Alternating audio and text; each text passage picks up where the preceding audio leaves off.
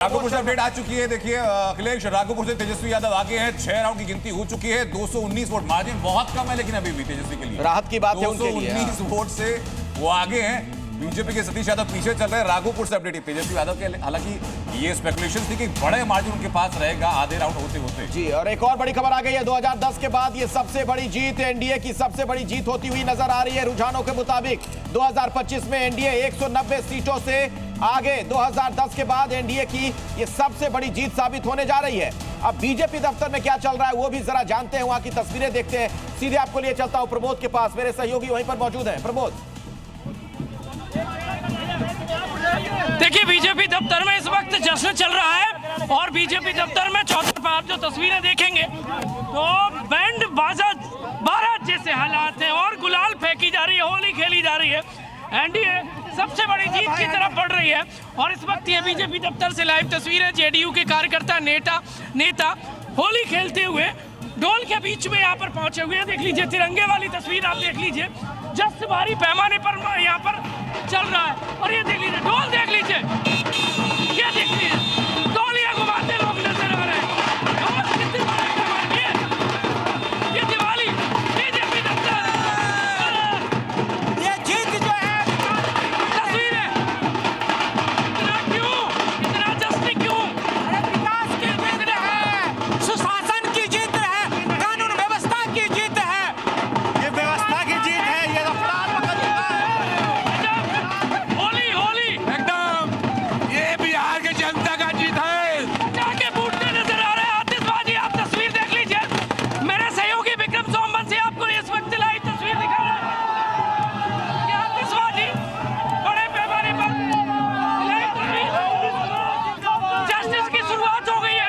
एकदम जश्न है। चुनाव के पहले, चुनाव के बाद, अभी भी जश्न है। किसकी लहर नजर आई, किसकी लहर? कुमार मोदी। ये मिठाई दिखा दीजिए, मिठाई भाई साहब मिठाई दिखा दीजिए। ये देख लीजिए मिठाई आपस में खाते नजर आ रहे हैं। नीतीश कम बैक, नीतीश कुमार ये है, जोड़ नहीं है देश। नीतीश कुमार कम बैक है। नीतीश कुमार माननीय मुख्यमंत्री के नाम में रहे। ये बता दीजिए, ये जेडीयू वाले बीजेपी दफ्तर पहुंच गए। दोनों भाई भाई है। भाई भाई क्या बात कर रहे हो? भाई होली खेल ली आपने, जीत का होली है, दिवाली खत्म होली शुरू। क्या बात कर रहे हो? नीतीश मोदी जिंदाबाद। क्या बात कर रहे हो? नीतीश मोदी जिंदाबाद। नीतीश मोदी जिंदाबाद। ये मोदी जिंदाबाद। बीजेपी दफ्तर में जश्न की तस्वीर है, इस वक्त हम आपको लाइव दिखा रहे हैं। ये दूसरी तरफ और मैं आपको लिए चलता हूँ, कितने बड़े पैमाने पर होली खेल ली, दिवाली मना ली। एकदम आज 2025 में हाँ, पूरे बिहार की जनता ने दिखा दिया कि यहाँ मोदी और नीतीश के आगे कोई नहीं है। सब ठगबंधन के पर कोई विश्वास करने वाला नहीं है। कौन सा रंग नजर आया, कौन सा रंग चढ़ गया? हरा लगा हुआ है आपको। अरे भाई, हम लोग सभी रंगों का सम्मान करते हैं। हाँ। हम लोग सभी रंगों का सम्मान करते हैं और इस बार के चुनाव में आप बूथवाइज निकालेंगे तो पूर्णिया, सीमांचल सभी एरिया से अपना इंडिया की जीत हुआ है। अरे किसका ढोल बज गया?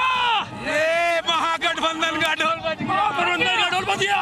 गठबंधन और बिहार से छठी मैया के श्राप लगा है महागठबंधन को। और राहुल गांधी बोला था ना, भाई ने बहुत बड़ा झंडा ले रखा हाँ, है। राहुल गांधी बोला था कि प्रधानमंत्री मोदी नौटंकी कर रहे हैं, वही छठी मैया के श्राप लगा है। छठ माँ को निकाल दिया। छठ मैया के अपमान का बदला लिया है। हाँ, छठी मैया ने अपमान का बदला लिया।